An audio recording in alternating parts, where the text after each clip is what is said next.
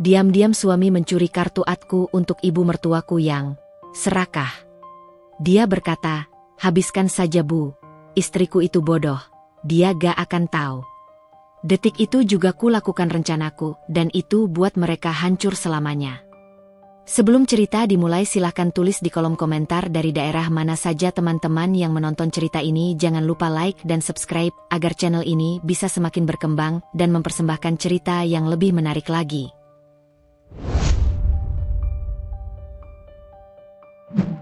Hujan sore itu turun perlahan, membasahi tanah desa kecil tempat Stella dibesarkan.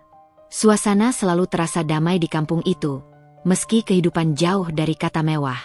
Rumah-rumahnya sederhana, beberapa berdinding papan, sebagian sudah batu, namun tetap menyimpan kisah dan keteguhan hidup para penghuninya. Di salah satu rumah kecil bercat hijau muda itulah Stella tumbuh. Ia bukan anak tunggal. Ia memiliki dua adik yang masih kecil ketika ayahnya meninggal dunia karena penyakit yang tak tertangani. Stella saat itu baru duduk di bangku SMP, tetapi sejak hari itu kehidupannya berubah sepenuhnya. Tak ada lagi masa anak-anak yang seharusnya ia nikmati. Ia harus menjadi kaki tambahan untuk penopang keluarga. Ibunya hanyalah penjual kue keliling, bekerja dari subuh hingga kembali sore hari dengan tubuh lelah dan mata yang mengantuk. Namun, Stella kecil sudah belajar bahwa hidup tidak menunggu belas kasihan. Ia bangun lebih pagi, membantu adik-adiknya bersiap ke sekolah, menimba air, menyapu, hingga menyiapkan dagangan ibunya. Ia belajar bukan seperti anak kecil lain, tapi seperti perempuan dewasa yang terpaksa tumbuh lebih cepat. Namun Stella tidak pernah mengeluh. Ia selalu mengatakan dalam hatinya, aku tidak boleh jatuh. Kalau aku jatuh, bagaimana dengan mereka? Kalimat itu menjadi cahaya kecil yang menuntunnya melewati masa remaja yang keras.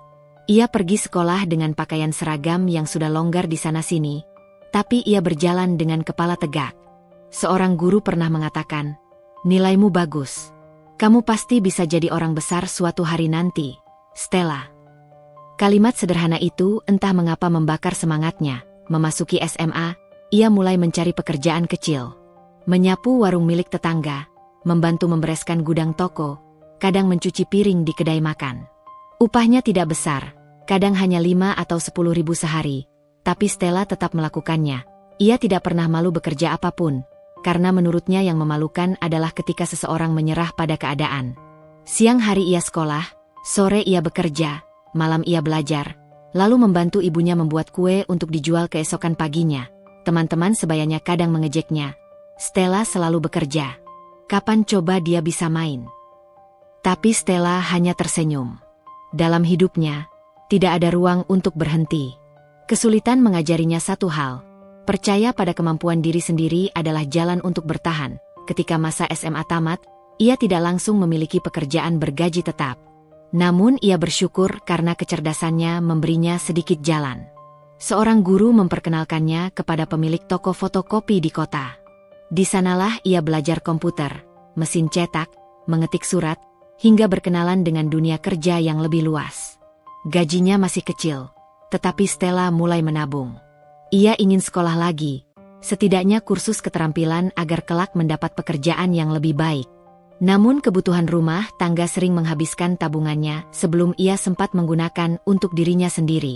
Namun sedari kecil, Stella sudah terbiasa menomorsatukan keluarga. Ibunya pernah berkata, kamu sudah berkorban banyak.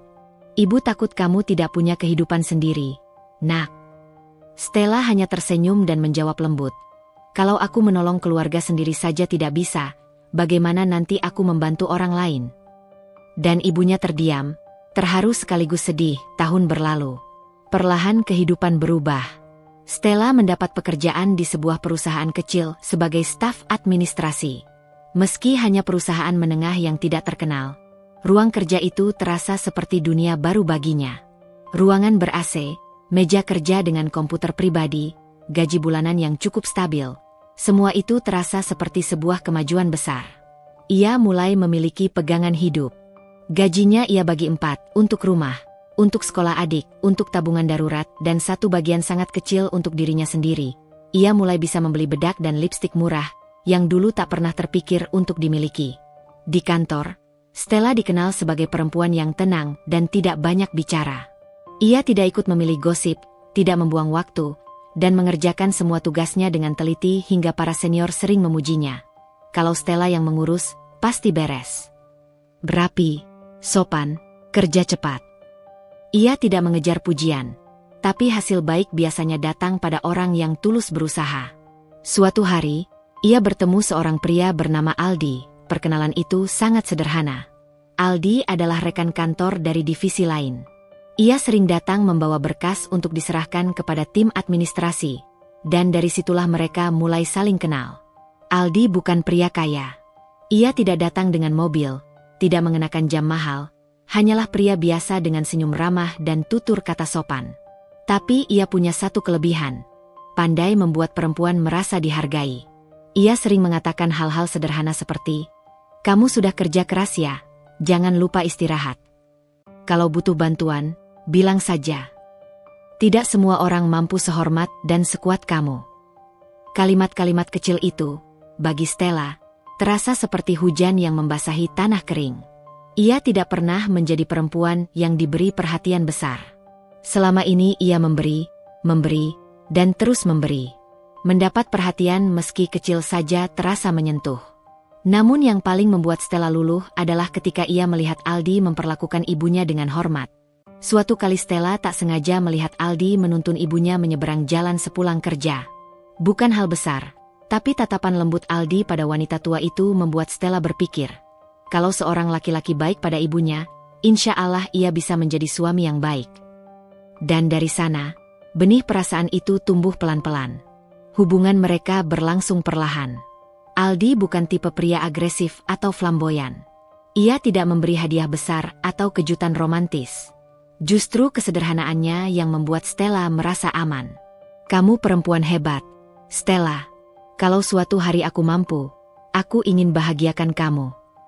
Kalimat itu membuat Stella menunduk malu. Namun ia tidak tahu bahwa takdir yang datang kelak jauh berbeda dari harapannya. Mereka menikah tanpa pesta besar. Hanya akad sederhana, beberapa kerabat dekat, sebuah rumah kontrakan kecil tempat memulai hidup baru.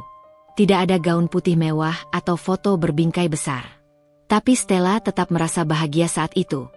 Inilah pertama kalinya ia merasa memiliki rumah sendiri.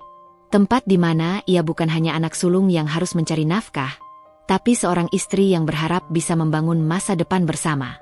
Bulan-bulan pertama pernikahan berjalan hangat, meski sederhana. Mereka tertawa, makan seadanya, duduk berbincang sambil minum teh, dan Stella merasa semua kerja keras hidupnya akhirnya terbayar. Aldi belum memiliki pekerjaan besar, tapi ia berusaha. Stella tidak masalah kalau ia harus berperan lebih dalam ekonomi. Baginya, yang penting adalah mereka sama-sama bergerak maju, namun dalam diam, Stella tidak pernah tahu bahwa sejak hari itu ia sedang membangun rumah di atas pondasi yang rapuh. Di awal pernikahan, Aldi memang tampak baik dan penuh rasa hormat. Namun cepat atau lambat, karakter asli seseorang akan muncul, terutama ketika keinginan tidak terpenuhi. Dan Stella, perempuan yang sederhana dan mudah percaya, belum pernah melihat sisi lain itu. Belum. Ia hanya terus yakin bahwa kerja keras dan kesabaran akan membawanya ke masa depan yang lebih baik bersama suaminya. Bab ini ditutup dengan Stella yang masih memandang dunia dengan mata jernih, bahkan ketika hidup diam-diam mulai menguji dirinya. Ia tidak tahu bahwa orang yang ia pilih dengan hati tulus menyimpan sisi gelap yang sewaktu-waktu akan meruntuhkan semua keteguhannya. Di ruang kontrakan kecil itu, Stella masih tersenyum sambil menata baju-baju sederhana mereka, menatap pintu dan berharap kehidupan rumah tangganya berjalan panjang dan penuh cinta. Ia tidak tahu bahwa jalan di depannya bukan lurus dan mulus, melainkan penuh luka yang suaminya sendiri ciptakan. Awal pernikahan Stella dan Aldi adalah masa yang paling ingin selalu ia ingat. Mereka menikah sederhana, tanpa pesta besar, tanpa gaun mewah, tanpa undangan berlembar-lembar. Hanya akad kecil di rumah orang tua Stella di kampung, disaksikan beberapa keluarga inti dan tetangga dekat. Namun bagi Stella, janji pernikahan tidaklah diukur dari megahnya pesta, melainkan seberapa besar dua hati memegang komitmen yang mereka ucapkan bersama. Aldi tampak bahagia kala itu.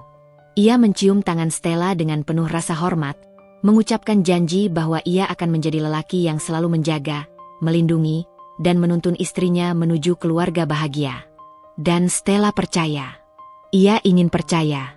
Sebab sejak awal, ia sulit meyakini laki-laki masa kecil dan remajanya dipenuhi perjuangan dan kemandirian, sampai ia terbiasa memperjuangkan segalanya sendiri. Namun Aldi datang dengan cara berbeda. Ia sopan, santun, dan menempatkan Stella seolah perempuan terbaik yang pantas diperjuangkan.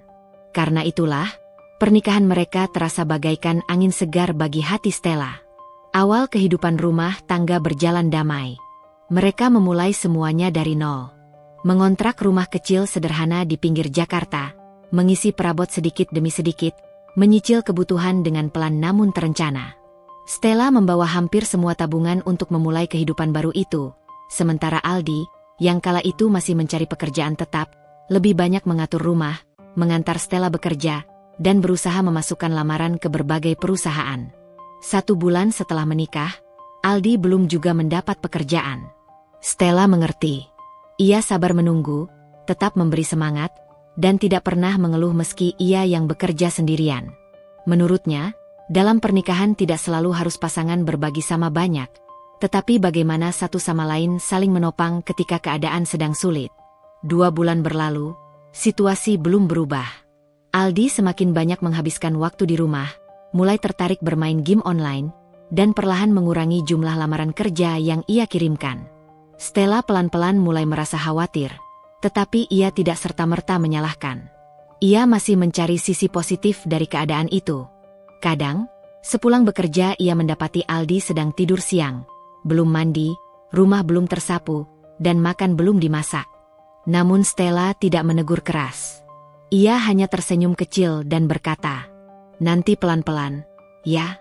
Aku yakin kamu pasti dapat kerja." Aldi mengangguk dengan senyum tipis, tetapi jawabannya selalu, "Iya, sayang, lagi cari waktu yang tepat." Waktu yang tepat itu seperti tidak pernah datang. Hari-hari berlalu, minggu berganti, bulan bertambah, tetapi perubahan tidak terlihat. Meski begitu, Stella bertahan dengan pemahaman bahwa mungkin suaminya masih butuh waktu menata langkah.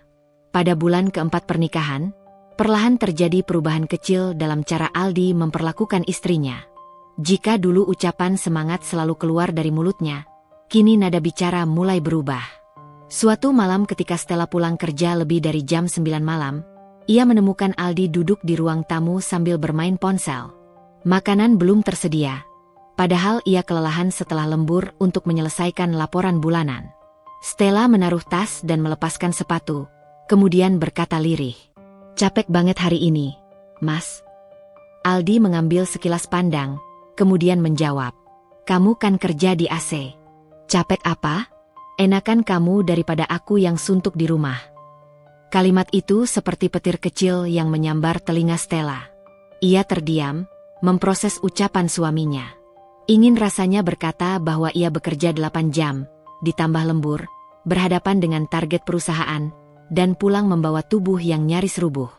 Namun ia memilih menelan semuanya sendiri.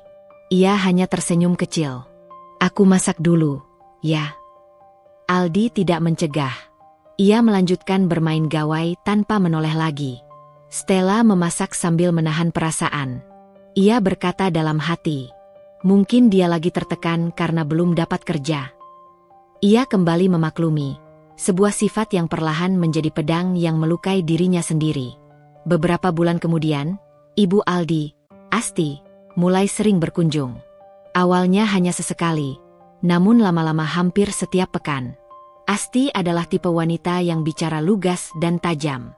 Ketika melihat Stella bekerja sementara Aldi di rumah, ia tidak ragu berkomentar. Di ruang tamu, sambil menyeruput teh, Asti menatap menantunya dan berkata, "Perempuan kok kerja terus? Rumah tangga itu bukan cuma nafkah uang. Stella, kamu harusnya lebih banyak di rumah." Stella terdiam. Aldi hanya duduk di dekatnya, tetapi tidak berkata apapun untuk membela. Padahal, yang menafkahi rumah selama ini hanyalah Stella sendiri. Asti melanjutkan, "Kalau suami jadi tidak berkembang, itu juga salah istri. Kamu jangan terlalu dominan." Kalimat itu menusuk perlahan ke hati Stella.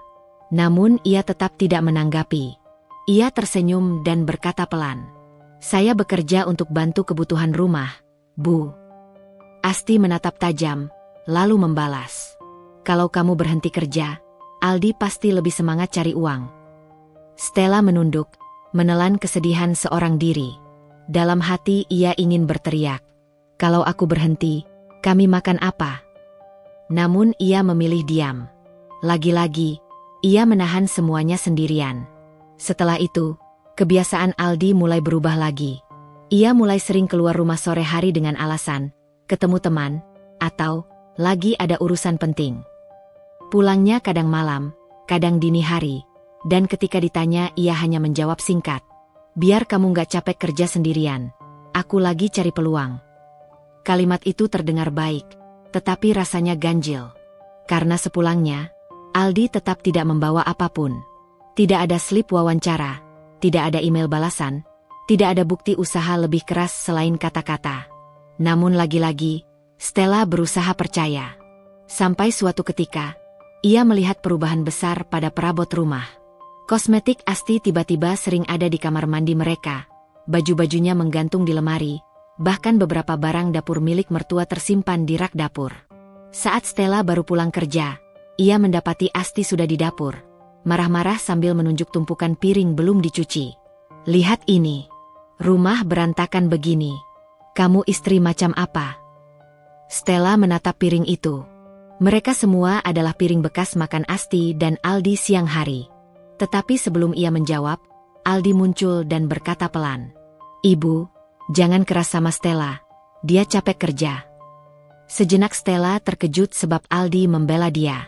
Namun ucapan itu hanya berlangsung sampai istrinya berbalik badan. Beberapa menit kemudian, Stella mendengar percakapan Aldi dan ibunya di ruang tamu. Asti, kamu kok bela dia? Aldi, biar dia gak ngambek. Biar tetap mau kerja. Toh rumah tangga ini masih butuh uang. Stella berdiri kaku di balik pintu dapur. Dadanya terasa diremas.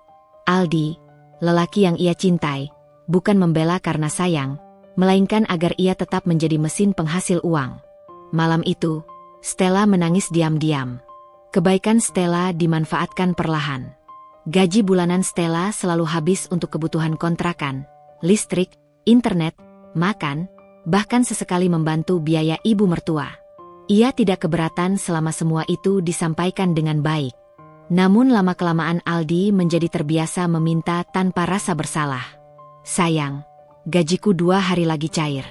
Pinjam dulu untuk pulsa, penting banget. Yang ini untuk motor aku, ya? Nanti aku ganti. Buat bayar tagihan dokter ibu dulu, ya? Kamu kan masih ada tabungan. Namun tidak satu pun yang pernah ia kembalikan. Stella mulai merasakan bahwa ia tidak lagi berada dalam pernikahan yang setara. Ia merasa menjadi orang luar yang menafkahi 2 orang yang bahkan tidak menghargainya. Namun ia masih bertahan. Masih berharap keadaan berubah. Setahun setelah pernikahan, Aldi berubah 180 derajat. Nada bicaranya lebih kasar, cara memandangnya lebih merendahkan, dan ia bahkan tidak lagi segan menuduh Stella pelit jika istri tidak langsung memberikan uang. Aku ini suami kamu. Masa urusan uang aja kamu perhitungan? Padahal, Stella tidak pernah perhitungan. Ia hanya mulai berhati-hati agar rumah tangga mereka berjalan lebih sehat. Namun Aldi tidak melihat demikian. Ia marah, merasa harga dirinya diinjak hanya karena istrinya bekerja. Namun anehnya, Aldi tidak berusaha memperbaiki keadaan.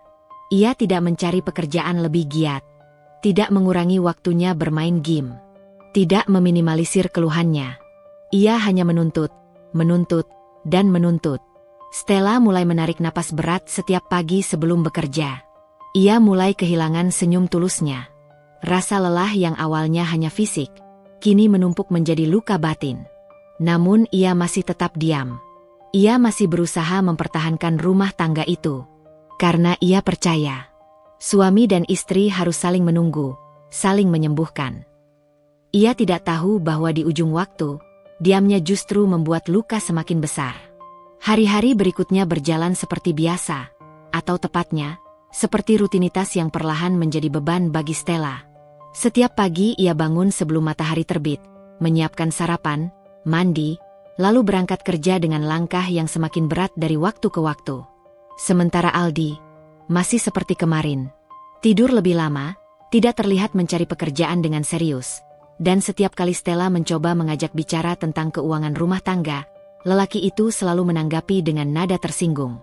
Namun memasuki pertengahan tahun kedua pernikahan, sesuatu mulai terasa berbeda. Ada tanda-tanda kecil yang membuat Stella mulai curiga, meski ia sendiri tidak ingin langsung menuduh. Ia tidak mau membangun prasangka tanpa bukti. Tetapi perubahan-perubahan itu terlalu mencolok untuk diabaikan. Awalnya, Aldi hanya meminjam uang sesekali. Namun belakangan, ia mulai memiliki kebiasaan yang mengganggu. Setiap kali Stella pulang kerja dan meletakkan tas di kamar, Aldi akan masuk beberapa menit kemudian dan membuka resleting tas seolah sudah menjadi hal biasa. Stella sekali dua kali melihat hal itu diam-diam. Aldi membuka dompetnya, mengecek isi uang, mengambil beberapa lembar, lalu menutupnya kembali tanpa sepatah kata pun. Stella menegur lembut suatu malam. "Mas, kalau butuh uang bilang aja ya. Aku nggak akan nolak kok." Aldi hanya menjawab santai sambil memainkan ponsel. "Daripada kamu marah kalau aku minta, mending ambil sendiri. Toh kita suami istri." Kalimat itu terdengar logis, tapi terasa tidak tulus. Ada rasa yang tidak enak di hati Stella, namun ia memilih berkata, "Ya, tapi aku ingin tahu uang keluar untuk apa." Aldi langsung berubah nada. "Kamu pelit banget sih. Masa sama suami sendiri diperhitungkan?" Stella terdiam.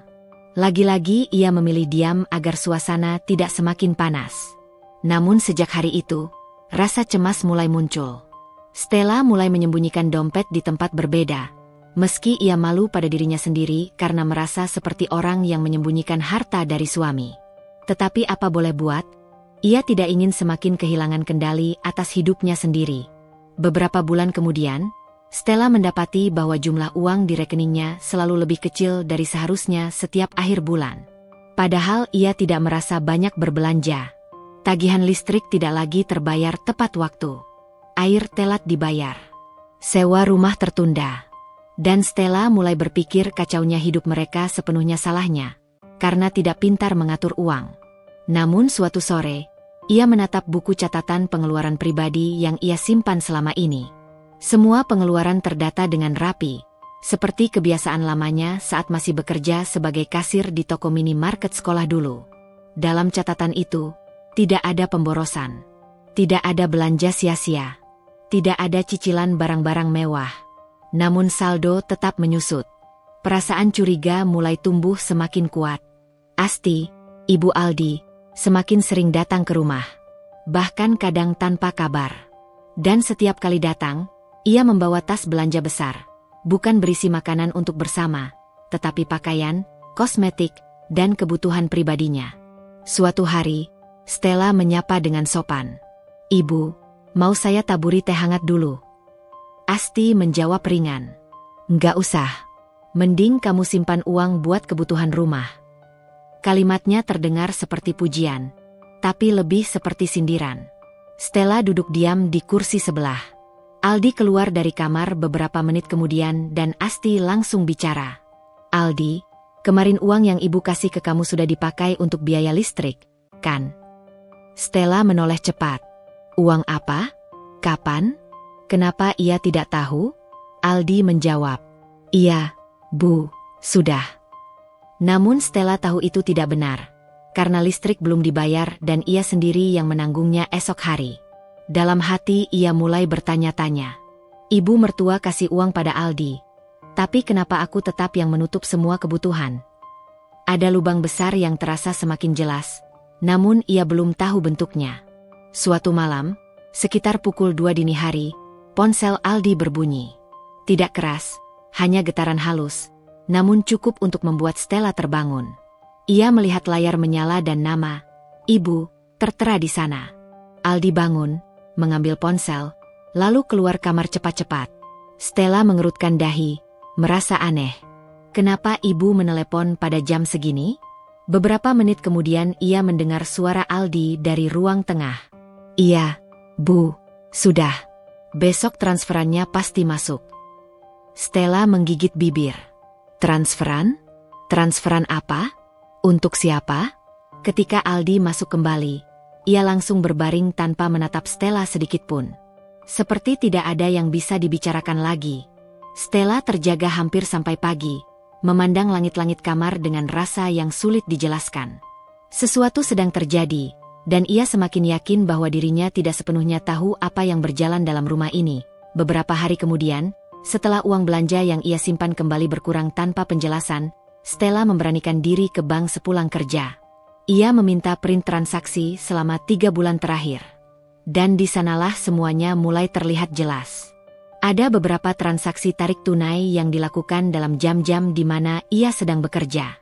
Bahkan ada transaksi transfer ke rekening bernama Asti, ibunya Aldi, dalam jumlah yang tidak kecil. Stella menggenggam kertas itu dengan tangan dingin. Dadanya seperti diremas. Saat ia pulang, Aldi sedang menonton televisi sambil tertawa kecil. Stella berdiri di depan suaminya. Tangannya gemetar namun suaranya tetap lembut. "Mas, siapa yang ambil uang dari rekeningku?" Aldi menoleh sekilas, wajahnya tidak menunjukkan tanda bersalah. "Ya aku." "Kenapa?" Stella membeku sejenak. Suara Aldi terlalu santai, seolah ia hanya mengambil selembar permen dari meja dapur. "Mas, itu uang untuk kebutuhan rumah. Seharusnya kita bicara dulu." Aldi mengangkat alis dan tertawa tipis. "Kamu lebay banget sih. Kita ini suami istri. Harta kamu ya harta aku juga. Lagian, itu juga buat ibu. Masa kamu keberatan?" Stella menelan ludah. Bukan karena ia tidak mau membantu mertua, tetapi semua ini dilakukan diam-diam, tanpa sepengetahuannya, tanpa batas, tanpa tanggung jawab. Namun yang paling menusuk adalah kalimat berikutnya. "Ibu bilang kalau kamu nggak boleh hitung-hitungan sama keluarga. Kamu harusnya bangga bisa bantu." Stella menunduk. Bangga? Bangga menjadi istri yang uangnya diambil tanpa izin? Bangga menjadi perempuan yang bekerja sendirian tapi tetap disalahkan? Namun dia tidak berkata apa-apa. Matanya memerah menahan air mata. Aldi merasa menang, karena Stella tidak melawan. Tapi yang tidak Aldi tahu adalah, diamnya Stella bukan tanda kalah. Diamnya sedang menunggu waktu. Diamnya sedang belajar melihat semakin jelas bahwa ada sesuatu yang jauh lebih besar sedang dirahasiakan darinya. Dan ia baru akan mengetahui semuanya, perlahan, satu persatu, sampai akhirnya ia tahu bahwa selama ini ia tidak hanya dibohongi. Ia sedang dimanfaatkan. Stella mulai menjalani hari-hari berikutnya dengan batin yang teriris sedikit demi sedikit. Setiap menit yang ia lewati setelah menemukan bukti transaksi rekening yang ternyata diambil Aldi tanpa izin membuatnya semakin sadar bahwa sesuatu dalam rumah tangganya mulai berjalan tidak benar. Bukan lagi masalah kecil yang ditutup dengan pengertian, bukan lagi tentang suami yang lupa izin, tetapi sudah berubah menjadi sesuatu yang lebih besar. Pengabaian, ketidakjujuran, dan kesewenang-wenangan.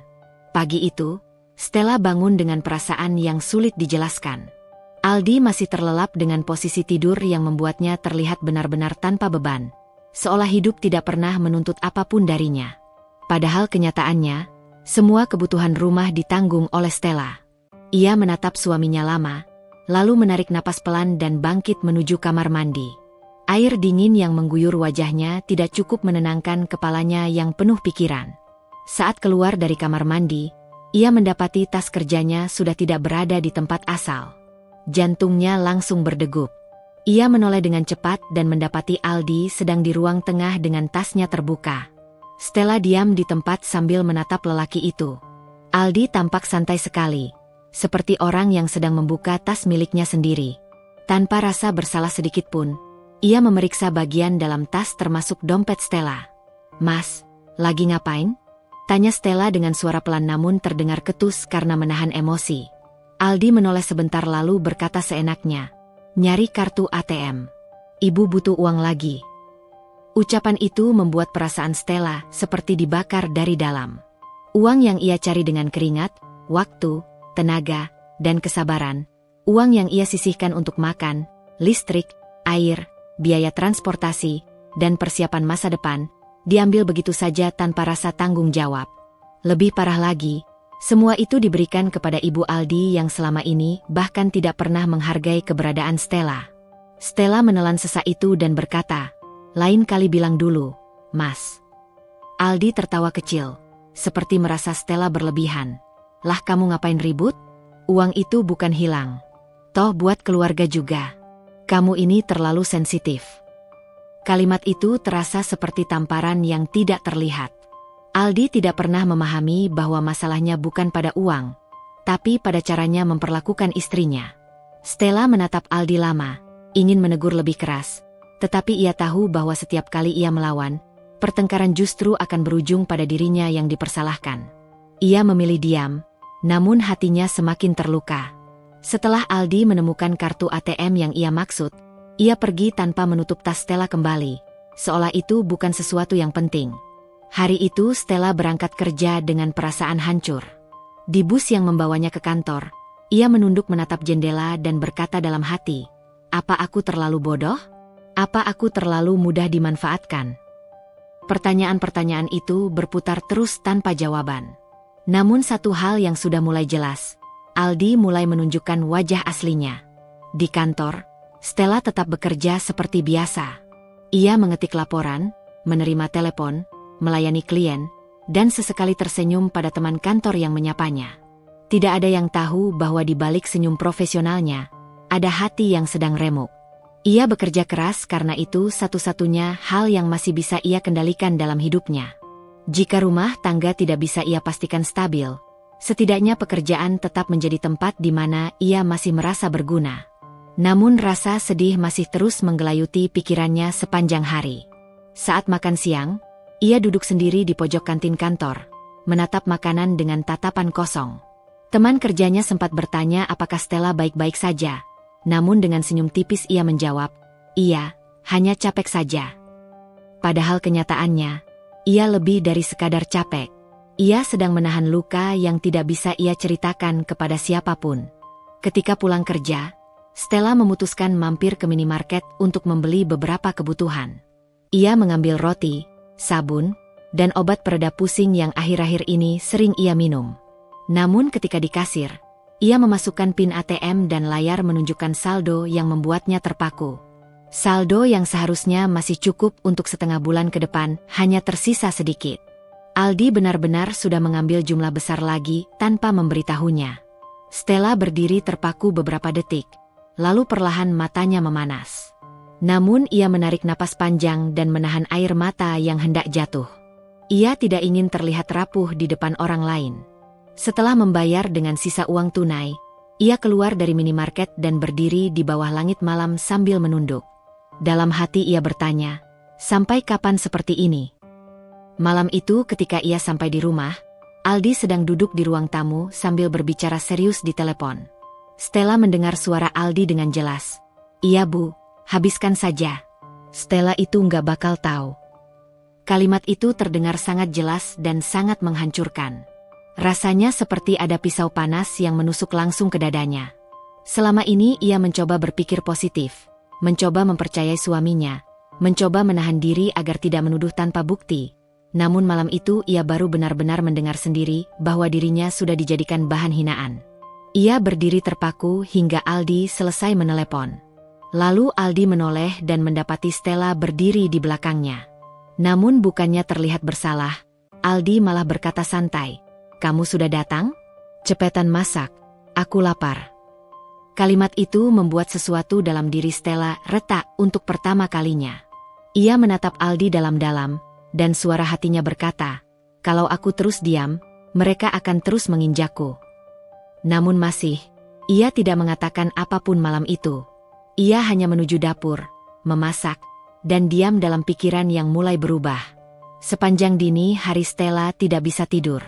Ia menatap suami yang terlelap seperti manusia tanpa beban dan ia bertanya pada dirinya sendiri. Suami seperti apa yang rela menghancurkan martabat istrinya demi ibunya sendiri? Dan ibu seperti apa yang rela memeras menantu seperti ini tanpa rasa malu? Di tengah rasa sakit itu, Stella membuat keputusan kecil yang mengubah arah hidupnya. Ia berjanji pada dirinya sendiri, "Aku tidak akan membiarkan diriku dibodohi selamanya. Jika mereka menggunakan kelicikan, aku akan membalas dengan kecerdasan. Malam itu untuk pertama kalinya Stella bangkit dari sisi ranjang, duduk di meja kerja kecilnya, dan menuliskan semua transaksi keluar masuk rekening selama 3 bulan terakhir. Ia menyusunnya, mencatat tanggal, waktu, dan jumlah. Semakin lama ia menulis, semakin jelas pola yang terlihat.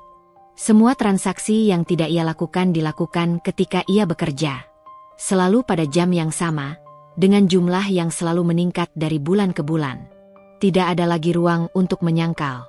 Ini bukan lagi sekadar suami yang ceroboh. Ini adalah pengambilan hak yang disengaja.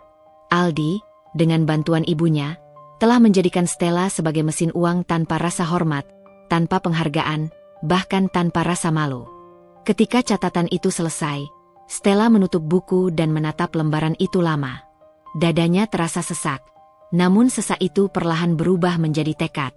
Ia menatap ke cermin kecil di mejanya, menatap wajahnya sendiri, dan berkata pelan hampir tanpa suara, "Stella, kamu harus bangun. Kalau kamu diam terus, kamu akan hancur." Untuk pertama kalinya, luka itu tidak hanya menimbulkan sakit, tetapi juga menimbulkan kesadaran baru, bahwa diam tidak lagi menjadi pilihan. Ada hal yang mulai tumbuh dalam dirinya, sesuatu yang belum pernah muncul sebelumnya. Keinginan untuk memperbaiki keadaan dan sekaligus mempersiapkan sesuatu jika mereka terus menyakitinya. Stella belum tahu rencana apa yang akan ia lakukan. Ia belum tahu bagaimana ia membalik keadaan. Namun ia tahu satu hal. Hari ini ia bukan lagi Stella yang bisa diinjak begitu saja. Hari ini ia mulai membuka mata. Dan ketika perempuan yang terluka akhirnya membuka mata, seseorang akan mulai ketakutan. Hari-hari setelah kepulangan pertama, mertua Stella terasa berbeda. Awalnya Stella mencoba berpikir positif, bahwa mungkin Asti hanya sedang dalam masa sulit sehingga membutuhkan bantuan. Namun semakin lama, sesuatu terasa tidak wajar. Ada pola-pola kecil yang sebelumnya tidak tampak, dan kini perlahan membentuk gambaran besar yang mengusik hati Stella. Ia mulai merasakan bahwa ada yang tidak beres dalam rumah tangga mereka. Suatu malam, Stella baru saja pulang kerja ketika ia menemukan Aldi sedang sibuk dengan teleponnya di balkon. Biasanya Aldi selalu menyapa lebih dulu, namun kali ini ia tampak panik dan buru-buru mengakhiri panggilan begitu melihat Stella muncul. Suaranya terdengar rendah dan tergesa, seolah ia tak ingin didengar. Begitu masuk rumah, Aldi bersikap seolah tidak terjadi apa-apa. Bercanda, menanyakan pekerjaan Stella, namun senyum itu terasa dibuat-buat. Stella hanya menatapnya sekilas, mencoba menenangkan pikirannya. Ia bukan tipe istri yang suka menuduh tanpa bukti, namun untuk pertama kalinya ia merasakan jarak di antara mereka. Beberapa hari kemudian, hal-hal kecil yang mencurigakan mulai bermunculan. Misalnya, buku tabungan Stella yang biasanya ia simpan di laci meja kerja tiba-tiba berpindah tempat. Ia tidak pernah memindahkannya. ATM yang ia simpan di dompet kini tidak lagi di posisi sebelumnya. Ia mencoba menenangkan diri, berpikir bahwa mungkin ia sendiri yang lupa menaruhnya. Tapi rasa itu tidak hilang. Seseorang telah membuka lacinya tanpa izin. Kejanggalan berikutnya datang saat Stella sedang mencuci pakaian Aldi. Ia menemukan slip transaksi ATM di saku celana suaminya. Jumlahnya cukup besar. Lebih dari yang biasanya ia keluarkan dalam sebulan untuk kebutuhan rumah. Dan yang paling menyesakan bukanlah nominalnya, melainkan keterangan yang tertera, bank transfer, Asti. Tangannya terhenti. Suara mesin cuci tiba-tiba terasa lebih bising dari biasanya. Stella menatap slip itu lama, jantungnya berdetak cepat. Ia masih mencoba mencari alasan lain. Mungkin Aldi hanya meminjam tanpa sempat memberitahunya. Mungkin untuk sesuatu yang penting bagi mertuanya. Ia berusaha menahan pikiran-pikiran buruk agar tidak buru-buru menuduh, tapi kekhawatiran itu sudah terlanjur menancap. Malamnya, ia mencoba berbicara baik-baik. "Aku lihat slip transfer di celanamu," ucap Stella pelan sambil menyajikan makanan. "Untuk Mama, ya." Aldi terkejut, tapi berusaha tetap santai. Ia tersenyum tipis, namun sorot matanya gelisah. "Iya, sayang. Waktu itu Mama butuh mendadak. Aku bantu dulu. Mau bilang ke kamu, tapi kamu capek kerja." Stella diam sejenak. Jawaban itu terdengar masuk akal. tapi juga terasa seperti tempelan alasan yang terlalu cepat dibuat. "Oh begitu," jawab Stella akhirnya, memilih tidak memanjangkan pembicaraan. "Tapi lain kali bilang dulu, ya. Biar kita atur sama-sama." Aldi hanya mengangguk. Namun Stella tidak yakin ia benar-benar mendengarkan. Sejak hari itu, Stella mulai memperhatikan banyak hal. Aldi semakin sering menerima telepon di luar rumah, bahkan tengah malam.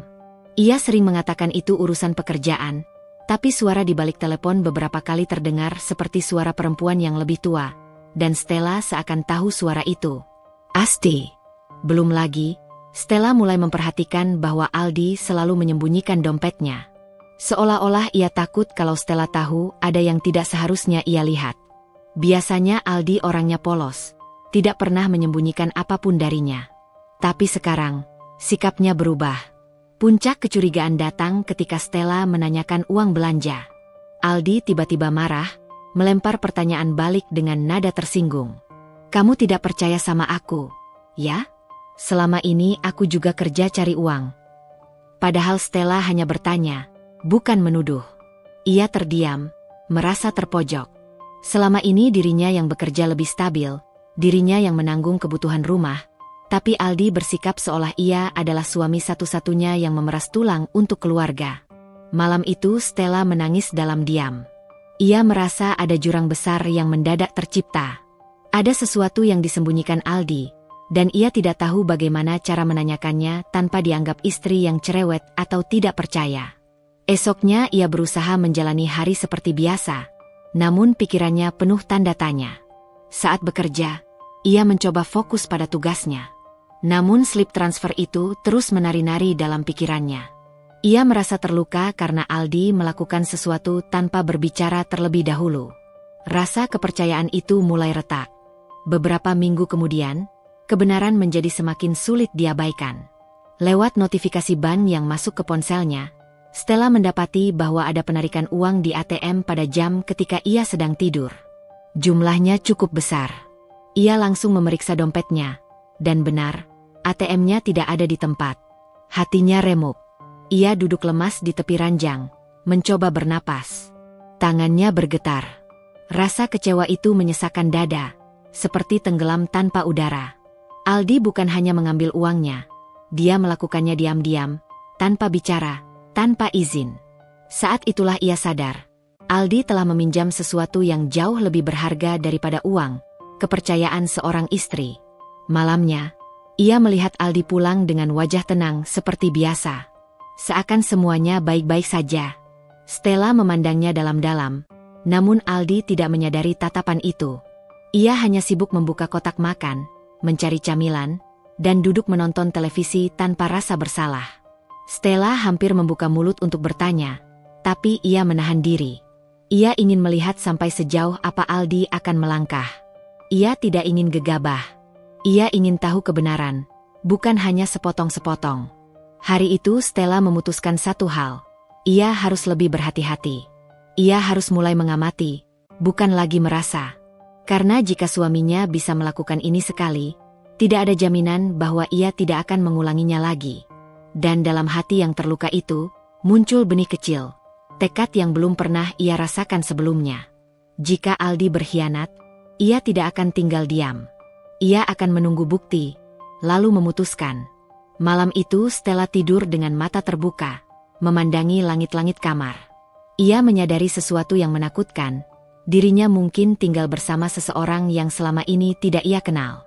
Dan itu baru permulaan dari kehancuran yang akan terjadi.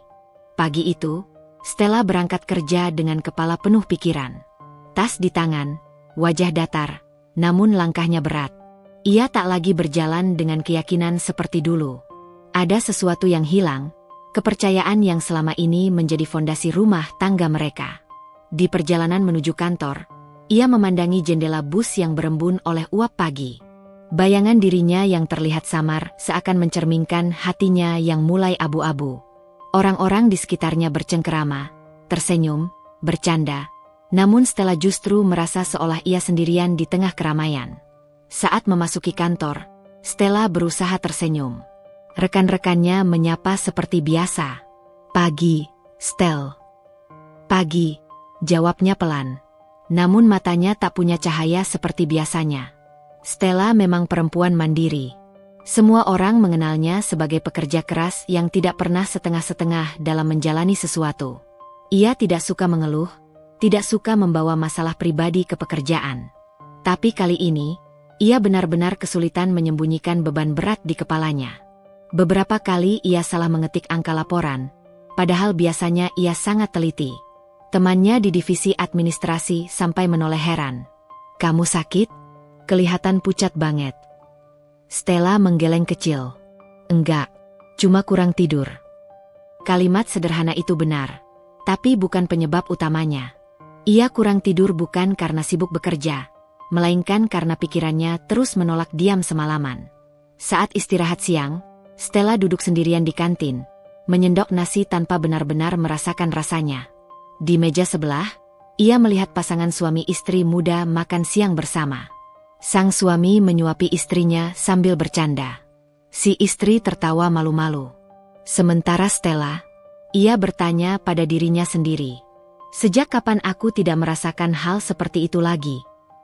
Aldi berubah. Dan ia juga mulai berubah. Tidak lagi aman. Tidak lagi nyaman. Tidak lagi yakin bahwa rumah yang ia bangun dengan cinta masih layak menjadi tempat pulang. Sore itu, ia pulang lebih cepat. Hatinya gelisah dan ia merasa perlu memeriksa sesuatu sebelum Aldi pulang. Sesampainya di rumah, ia langsung masuk ke kamar. Ia membuka laci meja riasnya, tempat biasa ia menyimpan ATM dan buku tabungan. Benar saja, ATM itu hilang. Bukan lagi hanya berpindah tempat seperti kemarin. Kartu itu benar-benar tidak ada. Dada Stella terasa seperti diremas keras. Ia menutup laci, menatap ruangan itu tanpa suara. Sunyi, namun menekan. Ia tahu, tidak ada orang lain yang masuk ke rumah ini selain Aldi. Dan untuk pertama kalinya, ia menangis tanpa suara. Menangis bukan karena kehilangan uang, tapi karena merasa tidak dihargai sebagai istri yang selama ini berjuang keras. Ketika Aldi pulang malamnya, Stella menatapnya dari ruang tamu. Aldi tersenyum seolah dunia baik-baik saja. Mencium kepala Stella sekilas, lalu duduk sambil membuka aplikasi di ponselnya. Stella memperhatikan setiap geraknya. Ia merasa seperti sedang melihat orang asing yang menyamar menjadi suaminya. Aldi sama sekali tidak sadar bahwa ada badai yang sedang menggulung di dada istrinya. Ketika Stella akhirnya memberanikan diri bertanya, "Mas, kamu lihat ATM-ku?" Aldi menoleh cepat. "ATM? Yang mana?" Stella menatapnya. "Yang biasanya aku simpan di laci meja rias." Aldi berpura-pura berpikir. Enggak. Kenapa?" "Sudah 3 hari hilang."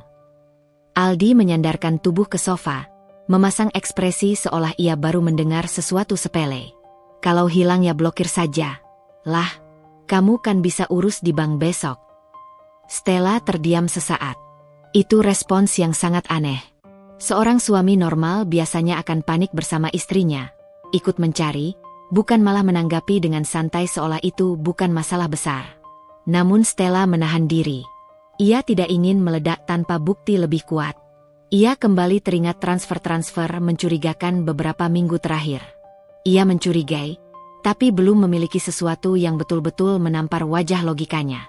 Beberapa hari kemudian, kebenaran itu datang bukan lewat bukti yang ia cari, melainkan lewat mulut orang lain. Saat sedang memasak di dapur, telepon rumah berdering. Stella mengangkat. "Halo. Ini rumahnya Aldi." Stella mengerutkan dahi. "Iya, siapa ya?" Suara perempuan di ujung telepon terdengar tergesa, cemas, dan tidak sabar. "Saya dari koperasi di daerah. Bu Asti sudah telat membayar cicilan 3 bulan. Kami butuh konfirmasi dari Pak Aldi karena katanya beliau yang menjamin." Stella terdiam. "Cicilan? Jaminan?" Aldi menjamin utang ibunya. Tanpa bicara apapun padanya? "Baik, nanti saya sampaikan. Terima kasih sudah memberi informasi," ucap Stella berusaha menahan suaranya tetap tenang. Setelah menutup telepon, tubuhnya melemas. Tangannya menahan pinggiran meja makan agar tidak jatuh. Wajahnya pucat. Jadi bukan sekadar transfer atau pinjaman kecil, tapi utang cicilan. Utang yang bahkan tidak ia tahu. Dan itu belum semuanya. Jika ibu mertuanya sampai meminjam uang ke koperasi, lalu Aldi yang menanggung, lalu ATM-nya hilang, maka satu-satunya kemungkinan adalah uangnya dipakai untuk menutupi cicilan itu. Tanpa izin, tanpa bicara, tanpa rasa bersalah. Air mata mulai jatuh. Ia menunduk, menggigit bibir sampai terasa pahit. Seluruh hidupnya terasa dipermainkan. Ia bekerja keras setiap hari untuk menabung, menjaga rumah tangga tetap berjalan, sementara suaminya memanfaatkan rasa percaya itu untuk menambal masalah yang bukan tanggung jawab mereka. Stella menatap meja makan kecil mereka, meja yang dulu penuh tawa dan obrolan ringan. Kini ia menyadari bahwa itu semua mungkin hanyalah kesenangan yang dirasakan satu pihak.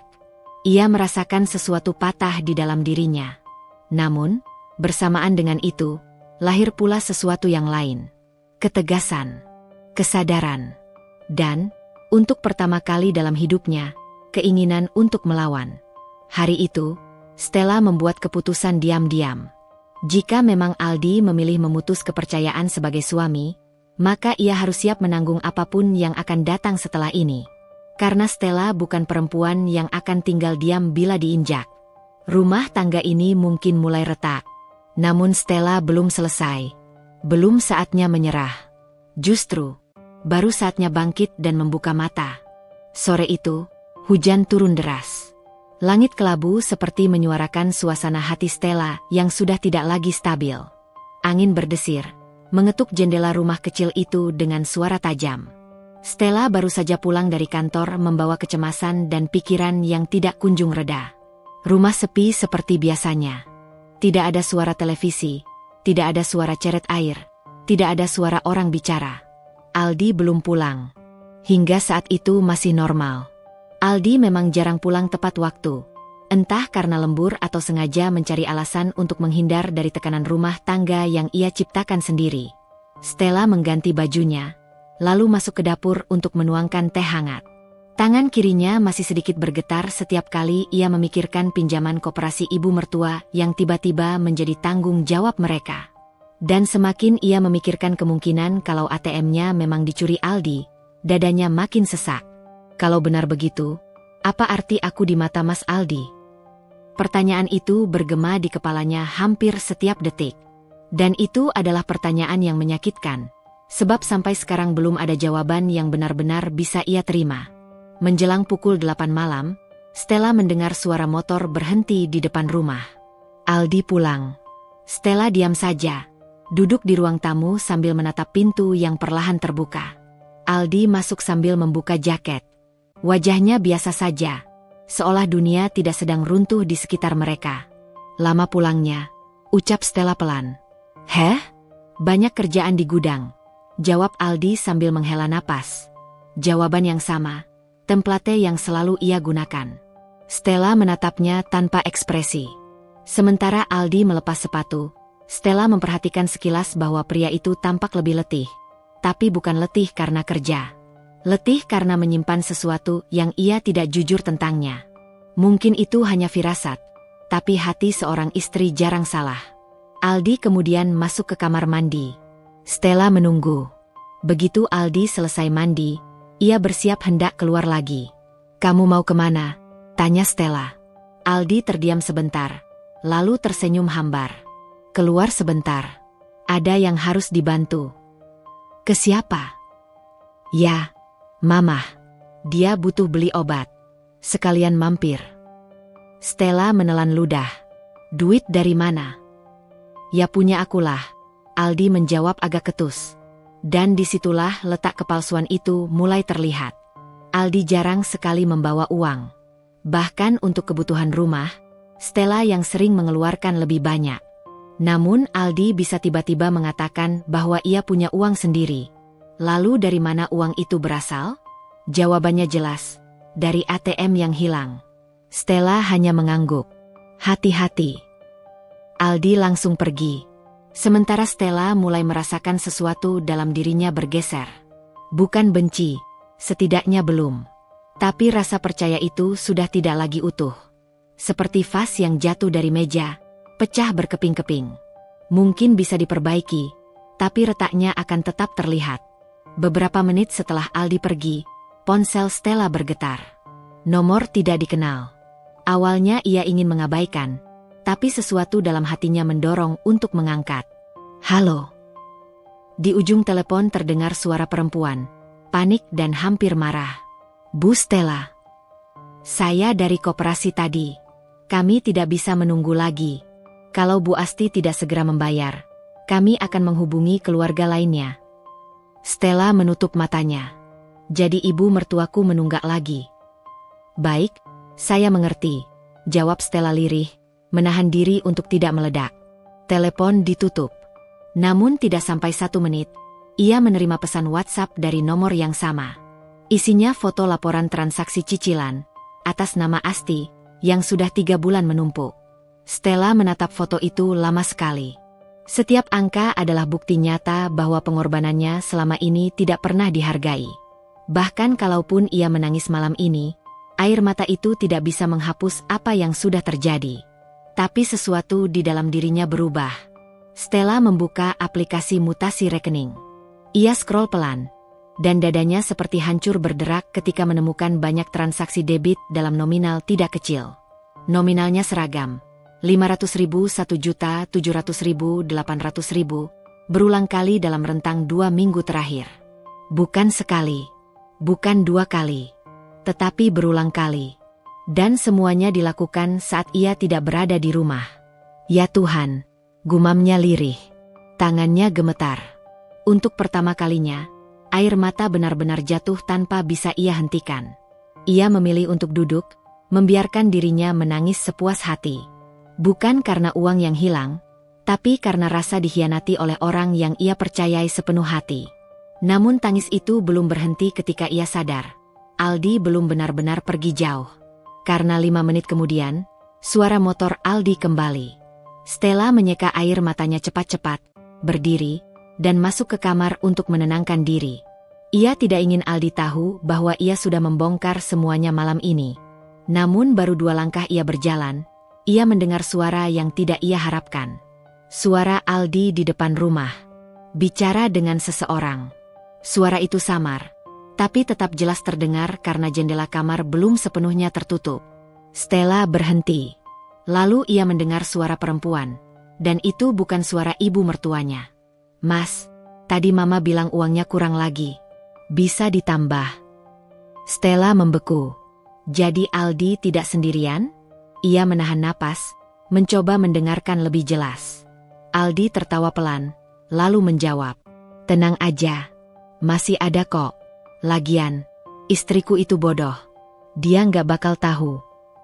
Jantung Stella seperti diremas dari dalam.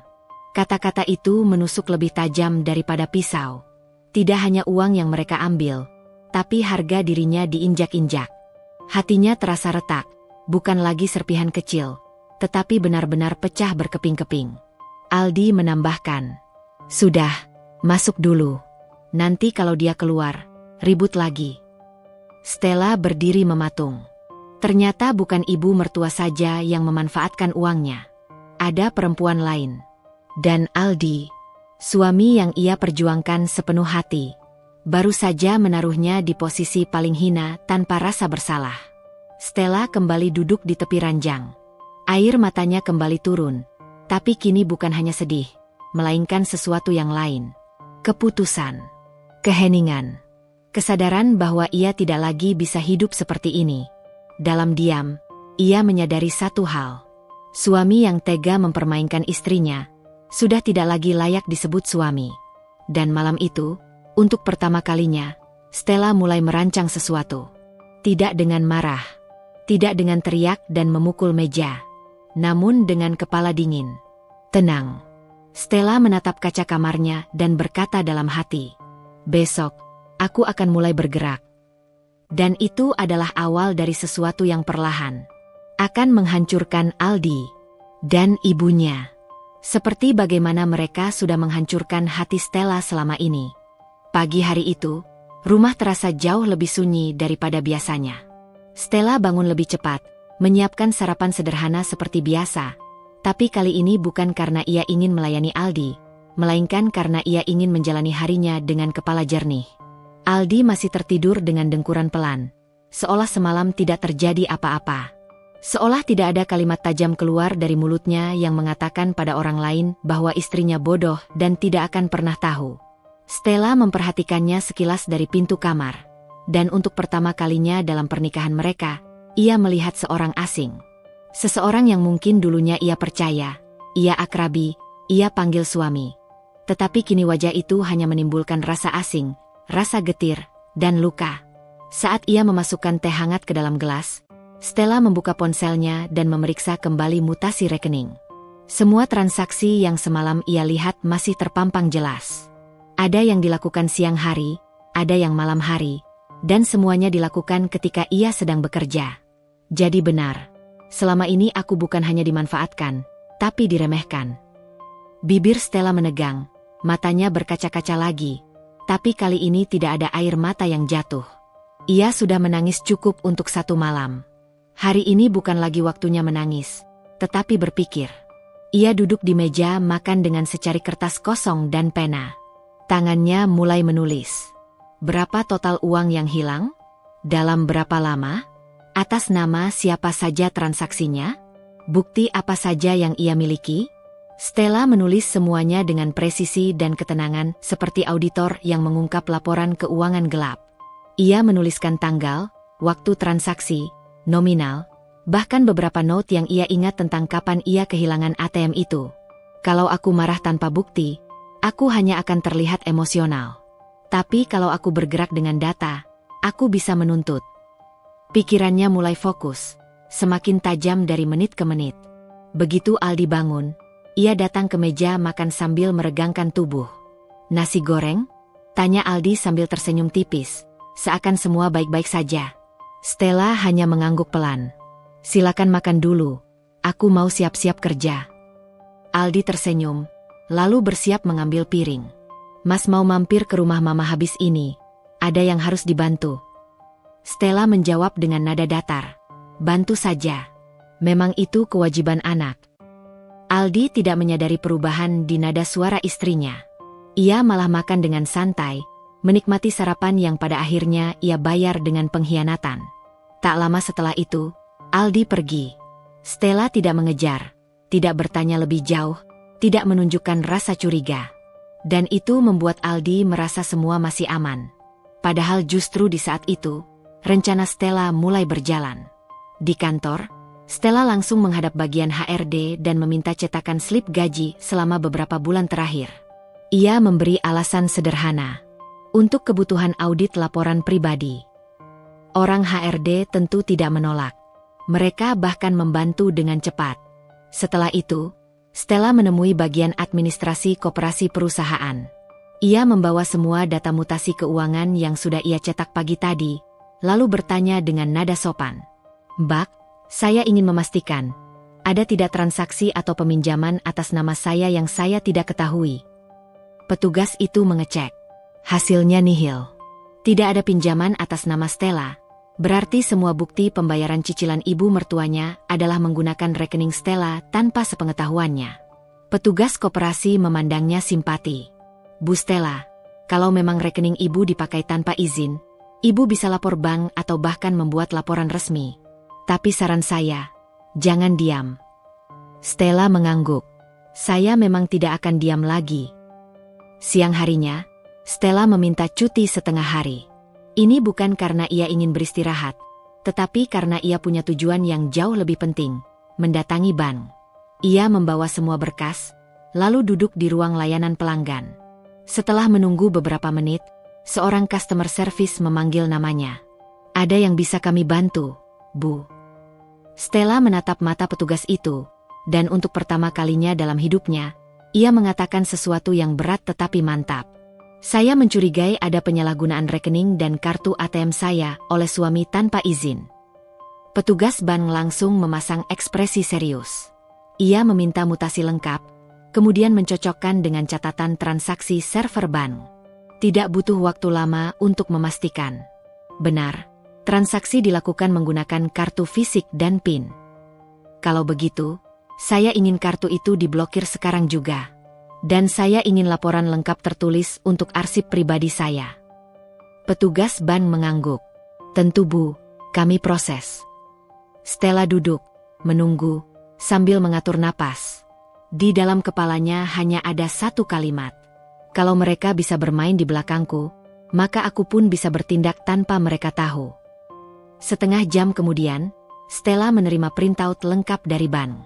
Bersih, rapih, resmi, bukti kuat yang suatu hari akan dibutuhkan. Kartu ATM baru juga langsung dibuatkan. Mulai hari ini, pintu uangku sudah tertutup.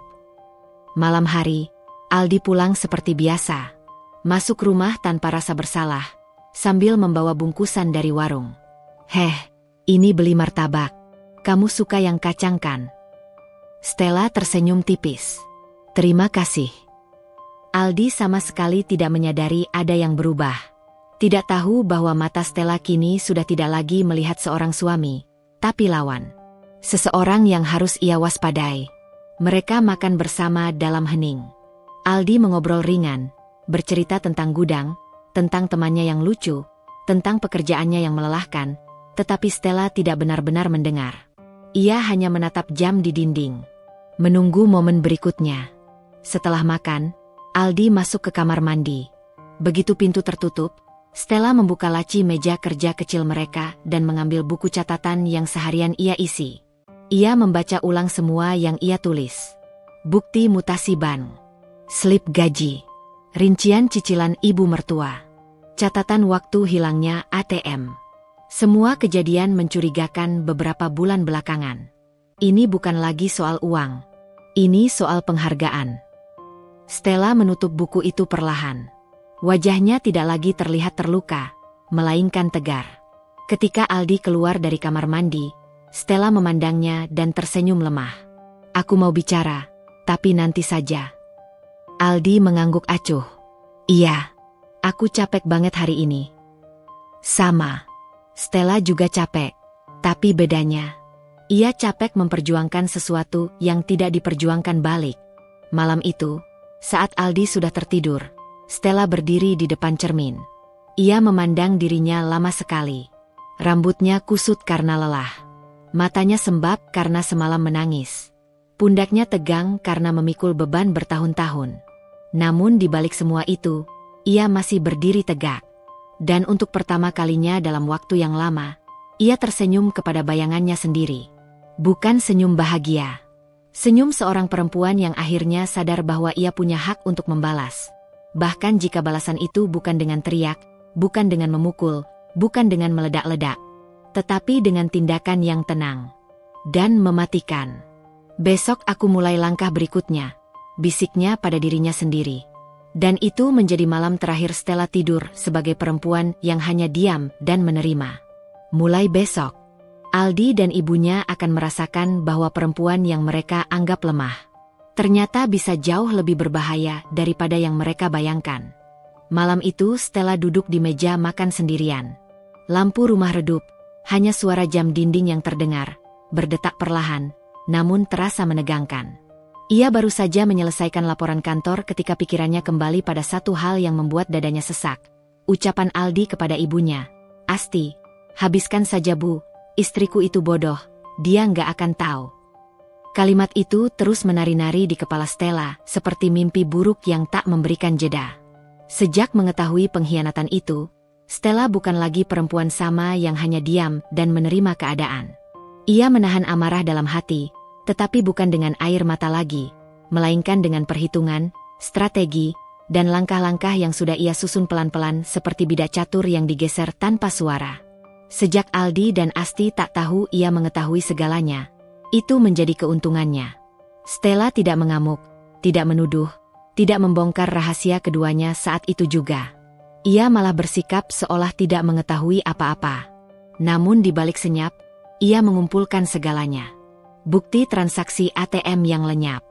Rekam CCTV mini yang ia pasang sendiri saat memasang info C dekorasi. Rekaman suara Aldi dan Asti saat mereka membicarakan uang itu. Buku catatan keuangan Aldi yang tidak pernah ia sentuh. Kini ia baca satu persatu. Semua itu ia simpan dengan rapi. Bukan untuk hari ini, tetapi untuk hari ketika semuanya harus ditunjukkan. Sampai akhirnya, hari itu semakin dekat. Beberapa hari terakhir, perlakuan Aldi justru semakin menyakitkan. Ia pulang larut, baunya tidak wangi seperti habis kerja keras, melainkan seperti seseorang yang baru keluar dari ruangan ber-AC yang dingin dan mewah. Asti semakin sering datang ke rumah, duduk di ruang tamu sambil menonton TV, tanpa peduli Stella yang baru pulang kerja dan masih memakai seragam kantornya, letih. Bahkan pernah, ketika Stella baru sampai rumah, Asti memanggilnya bukan seperti menantu, tetapi seperti pembantu. "Teh manisnya mana? Dari tadi saya haus banget." Stella terdiam, menatap mertua yang sama sekali tidak punya rasa menghargai itu. Lidahnya hampir tak bisa menahan kata-kata, tetapi ia tetap pilih diam. Ia bangkit, masuk dapur, dan membuatkan teh tanpa satupun protes. Bukan karena ia lemah, tapi karena ia masih menyimpan rencana. Aldi datang tidak lama kemudian. Seperti biasa ia langsung melepas sepatu dan menyusup duduk di samping ibunya. "Ma, tadi ATM yang aku kasih masih cukup kan buat bayar perawatan itu?" Stella sedang menuang gula saat itu. Tangan yang memegang sendok sampai berhenti di udara. Asti tertawa kecil, membalas dengan nada meremehkan. "Cukuplah. Lagian uang istrimu itu banyak. Mau habis juga gampang, tinggal dia kerja lagi. Dia kan nurut." Keduanya tertawa. Tidak sadar suara itu menyayat seperti pisau yang menggores dada Stella pelan-pelan namun dalam. Malam itu, setelah keduanya tidur, Stella duduk di ruang kerja kecilnya. Laptop menyala, beberapa berkas terbuka. Ia mengetik cepat, menyusun laporan keuangan, screenshot bukti transaksi, foto-foto barang milik suaminya yang dibeli dari uang itu, dan satu folder berisi rekaman suara yang ia simpan dalam cloud. Ia bahkan sudah menyiapkan laporan khusus untuk kantor Aldi, termasuk data penyalahgunaan finansial yang bisa menjeratnya. Aldi bekerja di perusahaan kontraktor kecil milik pamannya, tapi tetap saja, laporan penyalahgunaan bisa membuat karirnya tamat. Namun Stella masih menunggu momentum tepat. Tidak ingin gegabah. Saat ia selesai mengetik, ia menarik napas panjang. "Aku sudah cukup sabar. Sekarang giliranku yang bicara." Keesokan harinya, ia bangun lebih awal. Ia masak sarapan lengkap, bukan untuk memanjakan Aldi dan Asti, tetapi untuk membuat mereka lengah. Setelah sarapan siap, ia masuk kamar, merias wajah, memakai baju terbaik, dan mengambil tas kerja. Ketika keluar kamar, Aldi sedang duduk memeriksa ponsel pekikannya yang memekik. "Kamu kemana dandan rapi begitu?" tanya Aldi santai. Stella tersenyum tipis, senyum yang tidak sampai ke matanya. "Kerja, seperti biasa." Aldi mengangguk tanpa curiga dan kembali menunduk pada ponselnya. Stella menatapnya sejenak. Pria itu benar-benar tidak tahu badai besar sedang menunggu di depan. Tepat sebelum ia melangkah keluar pintu, Asti menyahut tanpa melihat arah Stella. "Nanti pulang jangan lupa belanja sayur. Masakannya mulai hambar. Masa menantu muda kalah sama yang tua?" Stella hanya menatap wanita itu sebentar, lalu tersenyum kecil. "Baik, Bu." Namun dalam hati ia berkata, "Ini terakhir kalian memerintah seenaknya." Hari itu Stella tidak langsung ke kantor. Ia bertemu seseorang, orang yang bisa menjadi kunci kehancuran Aldi jika ia mau menarik pelatuk. Pamannya, sekaligus pemilik perusahaan tempat Aldi bekerja. Pertemuan itu berlangsung cukup lama. Sesekali ekspresi paman Aldi berubah dari heran, kaget, tidak percaya, hingga marah besar. Apalagi ketika melihat bukti transfer yang menghilang setiap minggu. "Itu uang dari perusahaan?" Stella menatapnya tegas. "Saya tidak ingin membesarkan masalah, Pak. Tapi saya rasa Bapak berhak mengetahui." Paman Aldi mengusap wajah keras-keras. "Selama ini saya kira keuangan minus karena proyek sepi. Ternyata..." Ia mengepalkan tangan. "Tenang, Stella. Saya akan cek semua transaksi dan memastikan semuanya diperiksa. Dan, terima kasih sudah jujur." Stella mengangguk. Pertemuan itu adalah langkah pertama. Langkah tanpa bisa ditarik kembali. Pulang kerja, ia sengaja sedikit telat. Saat membuka pintu, suara Asti terdengar sangat jelas di ruang tamu. "Stella ini enak banget ya. Udah dibayarin suami tapi masih banyak gaya. Aldi tertawa keras. Iya Bu, tapi biarin aja. Selama ATM itu ada sama kita, hidup santai. Stella berhenti di depan pintu, mendengarkan. Aldi tiba-tiba menambahkan kalimat yang membuat Stella benar-benar memastikan keputusannya tidak salah. Kalau ATM itu kosong, tinggal saya suruh dia kerja 2 kali lipat. Asti tertawa. Perempuan bodoh memang cocoknya disuruh. Biar tahu rasa. Pada titik itu, Stella tidak lagi tersakiti. Tidak lagi terluka. Yang ia rasakan hanya satu hal. Dingin. Seperti hati yang sudah selesai menangis. Stella masuk, tersenyum seolah tidak mendengar apa-apa. Sudah makan? Aldi menjawab cuek. Udah, besok tolong isi ATM ya, tinggal 2 juta lagi tuh. Stella mengangguk pelan. Baik, besok, semuanya selesai. Aldi tidak paham makna kalimat itu. Tapi Stella tahu. Besok adalah hari ketika rumah itu tidak lagi sama. Besok adalah hari ketika ia menekan tombol terakhir yang akan membuat 2 orang yang selalu merendahkannya terjatuh dari tempat yang paling tinggi tanpa bisa berdiri lagi. Bab ditutup dengan Stella menatap suaminya yang tertawa bersama ibunya.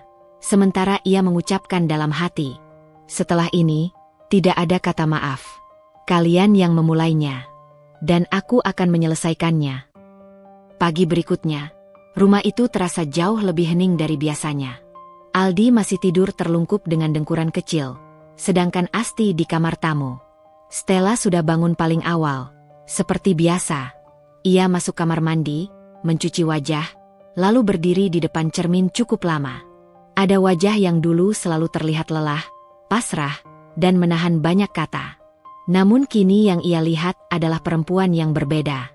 Matanya tenang, rahangnya tegas, dan napasnya stabil. Hari ini bukan hari balas dendam. Bukan pula hari kemarahan. Hari ini adalah hari penuntasan. Hari Stella memilih dirinya sendiri. Ia mandi, memakai kemeja kerja terbaik, riasan tipis namun rapi, lalu mengambil dokumen yang sudah ia susun sejak seminggu lalu. Bukti pengeluaran uang ATM, laporan keuangan Aldi yang dituduh perusahaan, rekaman suara, dan satu hal terakhir, surat. Surat yang tak akan pernah bisa Aldi lupakan. Sebelum keluar, ia menatap kamar tempat suaminya tidur pulas. Setelah ini, hidupmu tidak akan sama. Gumamnya lirih, sebelum melangkah pergi tanpa menoleh. Di kantor Paman Aldi, semua sudah menunggu. Paman Aldi, bagian keuangan, dan beberapa staf inti dipanggil untuk rapat darurat. Mereka sudah memeriksa sebagian bukti yang Stella berikan kemarin. Dan pagi ini hasil audit penuh keluar. Aldi ketahuan. Bukan hanya memakai uang istrinya, tapi juga memakai dana internal perusahaan untuk keperluan pribadi, mulai dari membayar utang ibunya, membeli barang-barang pribadi, hingga top up e-money yang tak ada hubungannya dengan pekerjaan. Total kerugian cukup besar. Stella duduk di ruang rapat dengan tenang saat pamannya mengatakan, "Kita akan memanggil Aldi siang ini." Stella, terima kasih sudah bersikap profesional dan tidak mencampur adukan emosional di awal. Kalau tidak, kerugian bisa jauh lebih besar. Stella mengangguk sopan. Namun jauh di dalam dirinya, ia merasa perih sekaligus lega. Ia tidak pernah menyangka suaminya bisa sejahat itu. Ia dulu menyesali kenapa jatuh cinta. Kini ia bersyukur pernah buta. Karena kebutaan itulah yang membuatnya belajar tajam. Sementara itu di rumah, Aldi baru bangun siang. Ia menguap besar-besaran, masuk ke dapur untuk mencari sarapan, stok makanan habis. Biasanya Stella sudah masak. Aldi mengumpat kecil, mengambil ponsel, dan baru menyadari sebuah pesan WhatsApp masuk 10 menit sebelumnya. Dari kantornya. Segera datang. Ada rapat luar biasa. Aldi mengernyit. Apa pula pagi-pagi rapat seperti ini? Ia mandi cepat, ganti baju, lalu sempat berteriak dari ruang tamu. "Ma. Saya ke kantor dulu." "Stella mana sih? Kok enggak masak?" Dari kamar, Asti menjawab ketus. Disuruh kerja dikit marah-marah. Dasar perempuan lemah. Tak satu pun dari mereka sadar. Hari ini bukan hari seperti biasanya. Hari ini, jerat resmi baru saja dikencangkan. Ketika Aldi tiba di kantor, Seluruh pandangan tertuju padanya. Tidak ada sapaan hangat. Tidak ada senyum. Semua karyawan diam dan hanya mengikuti Aldi dengan mata mereka. Aldi merasa aneh. Kenapa sih lihat saya begitu? Tidak ada yang menjawab. Sampai akhirnya ia masuk ruang rapat dan melihat pamannya duduk di tengah meja. Ekspresi dingin, diapit beberapa staf senior. Di ujung meja duduk seseorang yang membuat Aldi membeku. Stella. Tenang, rapi, tidak seperti wanita yang biasanya ia remehkan di rumah. Aldi bahkan sempat salah bicara. Sayang, kamu ngapain di sini? Suasana hening. Pamannya meletakkan berkas tebal di meja. Aldi, sebelum kamu bicara, dengarkan dulu. Laporan dibuka. Angka-angka ditunjukkan. Bukti transaksi diproyeksikan. Dan audio diputar. Habiskan saja, Bu. Istriku bodoh. Dia nggak akan tahu. Warna wajah Aldi hilang seketika. Tenggorokannya kering. Aldi mencoba mengelak. Itu bercanda. Kalau begitu, balas pamannya dingin. Kamu harus jelaskan bercanda bagaimana sampai kamu memakai dana perusahaan untuk kebutuhan pribadi. Semua mata kini menatap Aldi. Semuanya. Aldi mulai kehilangan kendali. Stella, kamu mengadu. Kamu perempuan nggak tahu diri. Stella hanya menatapnya, tanpa satupun emosi. Yang berbicara sekarang bukan istrimu. Ini laporan formal yang harus saya sampaikan sebagai pihak yang dirugikan. Tidak lebih. Kalimat itu seperti palu godam. Pamannya bersandar dan berkata dengan suara yang sangat tegas. Aldi, kamu mulai hari ini diberhentikan dari semua kewenangan perusahaan sampai kasus selesai.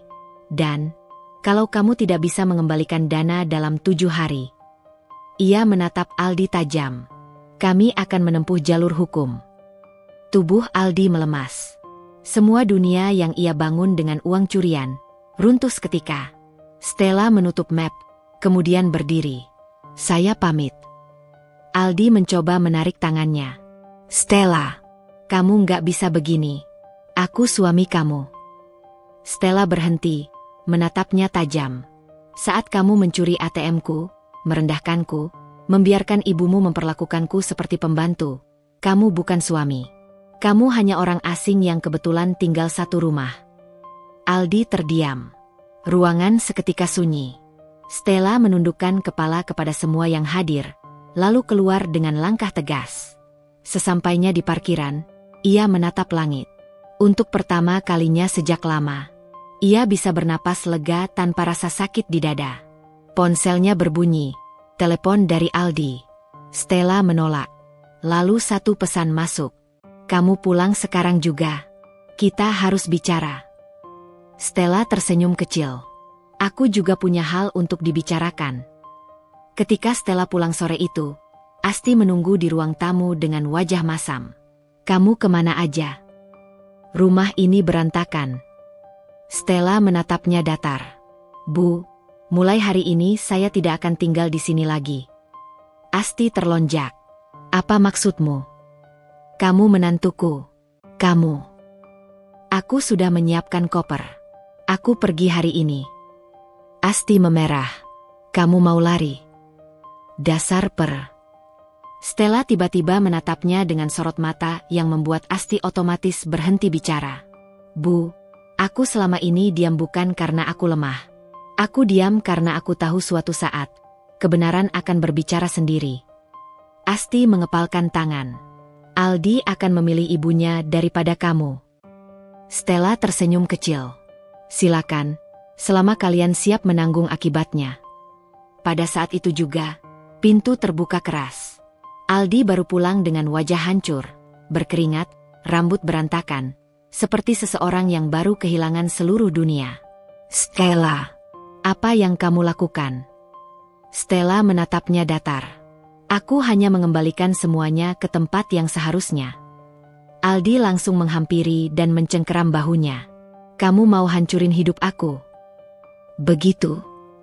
Saya tidak menghancurkan apapun, jawab Stella tenang. Kamu yang menggali lubang, dan hari ini kamu terperosok oleh tanganmu sendiri. Aldi terpaku. Asti berteriak. Kamu pembohong. Perempuan jahat. Stella mengangkat koper tanpa suara. Kalau jahat artinya berhenti jadi korban, maka aku terima. Stella berjalan menuju pintu. Tetapi sebelum keluar, ia berkata pelan. Aku sudah mengurus surat pengaduan ke bank. Semua transaksi ATM atas namaku akan diperiksa mulai besok. Jadi kalau kalian mencoba menarik lagi, kalian akan langsung terdeteksi. Aldi pucat. Asti membeku. Stella menutup pintu perlahan. Tanpa air mata. Tanpa penyesalan. Selamat menghadapi apa yang kalian buat sendiri. Untuk pertama kalinya sejak bertahun-tahun, ia melangkah keluar bukan sebagai istri yang ditindas, melainkan sebagai perempuan yang akhirnya memutus rantai sakit yang mengikat hidupnya. Dan bab ini ditutup dengan satu kalimat. Hari itu, bukan hanya Stella yang pergi, tetapi harga diri yang selama ini hilang, akhirnya pulang bersamanya. Malam itu, setelah meninggalkan rumah yang selama ini hanya menjadi tempat menyimpan luka, Stella duduk di dalam taksi dengan koper kecil di pangkuannya. Supir taksi sempat bertanya ramah. Mau kemana, Bu? Rumah baru. Stella tersenyum tipis. Bukan, tapi menuju hidup baru. Supir taksi tertawa, mengira itu candaan. Tapi Stella menjawab lirih, namun tegas. Saya serius. Ia menatap jendela. Lampu kota berlarian di kaca, seperti mengejek sekaligus menyeramkan kenyataan bahwa ia kini benar-benar sendirian. Tidak lagi punya rumah, tidak lagi punya suami, setidaknya tidak dalam makna emosional. Namun anehnya, tidak ada ketakutan seperti dulu. Yang ada hanya lega. Telepon di genggamannya bergetar berkali-kali. Ada puluhan panggilan tak terjawab, dari Aldi, dari Asti, bahkan dari nomor-nomor yang tidak ia kenal. Semua ia abaikan. Ia hanya membuka satu pesan dari sahabat lamanya. Karin, kalau butuh tempat tinggal, rumahku kosong.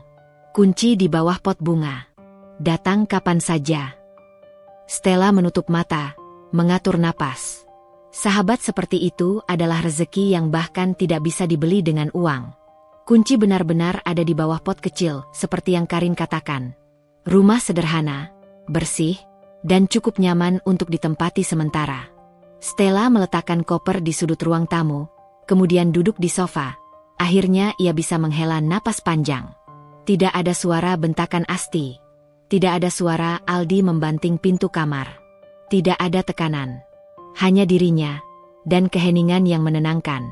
Stella membuka ponselnya. Satu pesan baru masuk dari Aldi. Kamu pikir kamu menang karena ninggalin rumah. Pulang sekarang sebelum semuanya makin rusak. Stella tidak membalas. Aldi bukan marah karena kehilangan istri. Ia marah karena kehilangan kendali. Dan Stella sudah memutus jadi miliknya. Keesokan paginya, Stella bangun lebih awal dari biasanya. Hatinya lebih ringan, bahkan tanpa suara alarm sekalipun. Ia mandi, memakai pakaian kerja sederhana namun rapi, lalu berdiri lama di depan cermin. Hari itu ia berangkat kerja tanpa beban finansial Aldi, tanpa rasa takut ada ATM yang raib, tanpa ketakutan akan ejekan mertua. Ia tersenyum kecil dan berkata pada bayangannya, aku kembali menjadi diriku sendiri. Di kantor, para kolega memandangnya dengan ekspresi campuran, kagum, heran, dan tidak percaya. Mereka tahu apa yang terjadi di rapat kemarin. Nama Aldi tersebar begitu cepat di internal perusahaan. Namun mereka tidak berani membicarakannya langsung. Saat Stella duduk di mejanya, atasannya menepuk bahunya pelan. Aku tahu ini berat, tapi kamu melewati semuanya dengan kepala tegak. Sedikit orang punya keberanian seperti itu. Stella tersenyum sopan. Terima kasih, Pak. Hidup harus tetap berjalan. Atasannya kemudian memberikan satu amplop kecil. Ini dari pimpinan. Sebagai bentuk penghargaan atas profesionalismu menangani kasus itu. Stella terkejut. Isi amplop itu adalah kenaikan gaji resmi, lengkap dengan perubahan jabatan sebagai supervisor, posisi yang selama bertahun-tahun tidak pernah ia miliki karena kehidupan rumah tangga mengikat waktunya. Terimalah, kata sang atasan, tulus. Kamu layak mendapatkan lebih. Hari itu, Stella baru benar-benar memahami sesuatu. Bukan hidup yang menahannya selama ini. Yang menahannya adalah orang-orang yang ia pertahankan. Sementara itu di rumah lama, Aldi mulai kehilangan arah. Ia mondar-mandir di ruang tamu dengan wajah kusut, rambut berantakan, dan mata merah karena tidak tidur semalaman. Kenapa dia belum balas? Kenapa dia cuek begitu? Asti duduk di sofa, sama paniknya. Aldi, kamu harus ambil ATM itu lagi sebelum semuanya diselidiki. Aldi membanting ponselnya ke meja. Mana bisa? Dia sudah blok transaksi bank. Semuanya dicek ulang. Asti meremas ujung kerudungnya, berkeringat. Bukannya kamu bilang perempuan itu bodoh? Aldi menoleh tajam, wajah memerah. Dia bukan Stella yang dulu, Bu. Untuk pertama kalinya, Aldi mengakui kenyataan yang ia hindari bertahun-tahun. Stella bukan lagi perempuan yang bisa diinjak. Di hari ketiga setelah ia pindah, Stella menerima panggilan telepon dari sebuah perusahaan besar. Tempat yang dulu pernah ia lamar namun terpaksa ia tolak karena Aldi dan Asti melarangnya bekerja terlalu jauh. Bu Stella, kami melihat rekam jejak profesional Anda. Ada posisi yang sangat sesuai dan gaji 2 kali lipat lebih tinggi dibanding tempat Anda sekarang. Jika Anda tertarik, kami ingin mengundang wawancara. Stella memejam mata. Rasanya seperti pintu-pintu kehidupan yang dulu tertutup, kini terbuka satu persatu. Ia menjawab mantap. Saya datang. Waktu wawancara tiba, semuanya berjalan lancar. HRD sampai direktur yang bertemu dengannya terlihat sangat puas. Stella pulang dengan perasaan hangat di hati. Di perjalanan pulang, ia menatap gedung-gedung tinggi Jakarta dengan sorot mata berbeda. Kemarin ia melihat semuanya sebagai dunia yang begitu jauh, tak terjangkau, dan terlalu besar untuk dirinya. Kini, ia merasa layak berada di sana. Ia merasa pantas meraih hidup yang lebih baik. Sementara Stella perlahan bangkit, hidup Aldi justru makin runtuh. Paman Aldi memenuhi ancamannya. Surat resmi somasi dari kantor datang pagi itu, menyatakan kewajiban pengembalian dana dalam waktu 7 hari.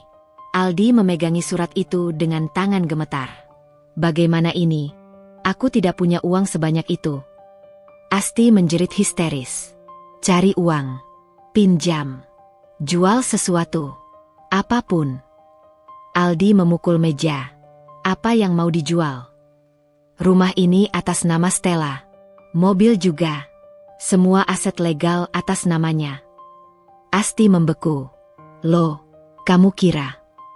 Aldi mengerutkan wajah putus asa. Ya Allah, kami benar-benar bergantung pada perempuan itu. Asti terdiam lama sebelum akhirnya duduk lemas di sofa. Wajahnya pucat pasi. Untuk pertama kalinya dalam mungkin sepanjang hidup mereka. Mereka benar-benar merasakan ketakutan yang selama ini mereka ciptakan untuk orang lain. Di hari kelima, Stella sedang membaca email di kantor ketika telepon berdering. Nomor rumah lama. Ia menatap layar beberapa detik, sebelum akhirnya mengangkat.